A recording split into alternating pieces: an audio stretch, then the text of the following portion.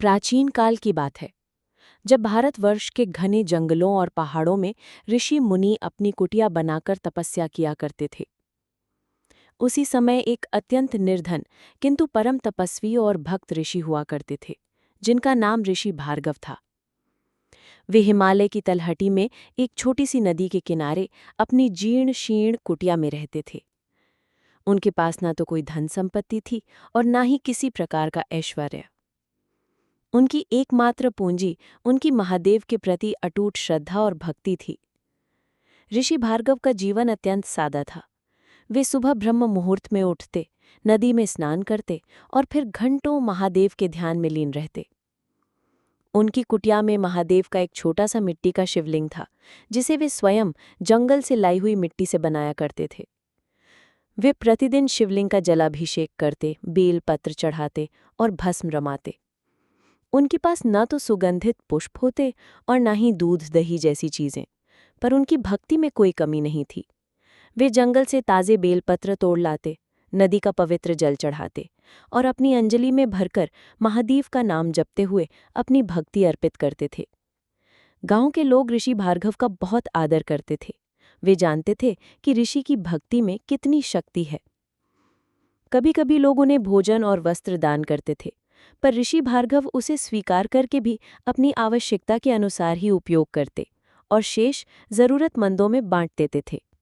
उनकी अपनी कोई इच्छा नहीं थी। उनका एकमात्र लक्ष्य महादेव की कृपा प्राप्त करना था। एक बार की बात है, उस क्षेत्र में भयानक अकाल पड़ा। नदियां सूख गईं, खेत बंजर हो गए और पशु पक्षी पानी और भोजन के लिए तरसने लगे। लोगों का जीवन दूभर हो गया। ऋषि भार्गव भी इस अकाल से अछूते नहीं रहे। उनकी कुटिया के पास की नदी सूख चुकी थी और उन्हें कई दिनों तक भोजन नहीं मिला था। वे अत्यंत दुर्बल हो गए थे, पर उनकी महादेव के प्रति भक्ति में कोई कमी नहीं आई। वे अभी भी उसी निष्ठा से महादेव का ध्यान करते और उनसे वर्षा के लिए प्रार्थना करते। एक दिन जब ऋषि भार्गव भूख और प्यास से व्याकुल होकर महादेव के शिवलिंग के सामने बैठे थे, उनके मन में एक विचार आया। उन्होंने सोचा, महादेव, आप तो कण कण में विद्यमान हैं। आप ही इस सृष्टि के पालक हैं। यदि मैं आपके लिए कुछ भी कर सकूं तो मेरा जीवन धन्य हो जाएगा। उन्होंने देखा कि उनके पास एक भी बेलपत्र नहीं था और नदी में जल भी नहीं था। वे अत्यंत दुखी हुए। तभी उन्हें अपनी कुटिया के कोने में पड़ा हुआ एक सूखा हुआ बेलपत्र दिखाई दिया। ये वही बेलपत्र था जिसे उन्होंने कुछ दिन पहले महादेव पर चढ़ाया था और वो सूख कर वहीं गिर गया था।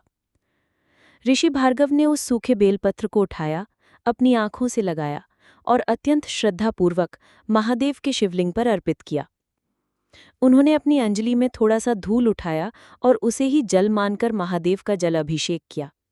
उनके नेत्रों से अश्रुधारा बहने लगी और वे फूट फूट कर रोने लगे। ये उनके हृदय की पीड़ा थी, अपने आराध्य के लिए कुछ भी न कर पाने की असमर्थता का दुख था।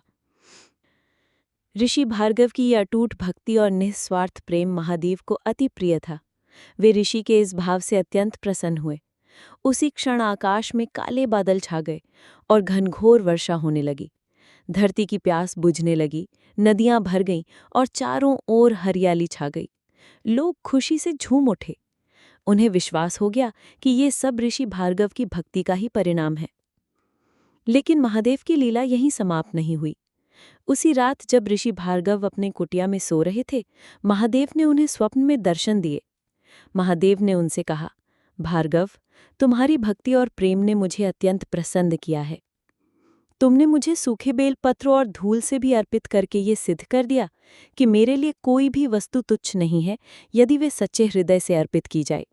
मैं तुम्हें वरदान देता हूँ कि आज से तुम्हारी कुटिया के पास एक अक्षय वट वृक्ष होगा, जिसके पत्ते कभी नहीं सूखेंगे, और एक अक्षय जलधारा बहेगी, जिसका पानी कभी नहीं सूखेगा। ये दोनों तुम्हारी भक्ति के प्रतीक होंगे। सुबह जब ऋषि भार्गव उठे तो उन्होंने देखा कि उनकी कुटिया के ठीक सामने एक विशाल वट वृक्ष खड़ा था, जिसके पत्ते हरे भरे थे और उस पर अनगिनत बेलपत्र लगे हुए थे। उसी वट वृक्ष के पास एक जलधारा बह रही थी, जिसका पानी अत्यंत निर्मल और शीतल था। ये देखकर ऋषि भार्गव की आंखों से आनंद के अश्रु बहने लगे। वे समझ गए कि ये महादेव की ही कृपा है। ऋषि भार्गव ने अपना शेष जीवन महादेव की भक्ति में ही व्यतीत किया।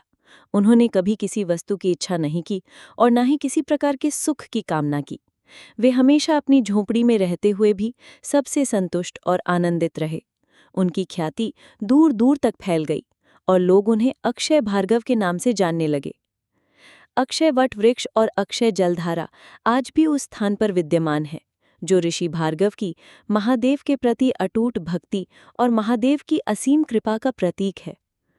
ये कहानी हमें सिखाती है कि सच्ची भक्ति किसी बाहरी आडंबर या धन संपत्ति की मोहताज नहीं होती। महादेव के लिए सच्चा हृदय, प्रेम और श्रद्धा ही सबसे महत्वपूर्ण है। यदि कोई भक्त सच्चे मन से उन्हें एक सूखा बेलपत्र या एक बूंद जल भी अर्पित करता है, तो महादेव उसे सहर्ष स्वीकार करते हैं और उस पर अपनी कृपा बरसाते हैं।